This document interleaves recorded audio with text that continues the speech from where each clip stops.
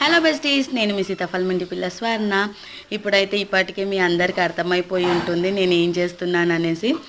ఇది కొబ్బరి చెట్టు అండి. నేను లాస్ట్ ఇయర్ వరలక్ష్మి వ్రతంకి పెట్టిన కలశ ఉంటుంది కదా, ఆ వ్రతం అయ్యాక ఆ కలశని అలానే వాటర్లోనే పెట్టి వితిన్ 3 monthsలో అయితే మొలకొస్తుంది. ఇది మా అత్తయ్య వాళ్ళ ఆచారం అండి. వాళ్ళు కూడా ఎవ్రీ ఇయర్ వరలక్ష్మి వ్రతంకి, గణేష్ ఫెస్టివల్కి ఇలా పెడుతూ ఉంటారు. ఇలా మొలకొస్తే చాలా హ్యాపీగా ఉంటుంది. నాకైతే ఫస్ట్ టైం 1 monthలోనే మొలకొచ్చింది. చాలా హ్యాపీగా అనిపించింది.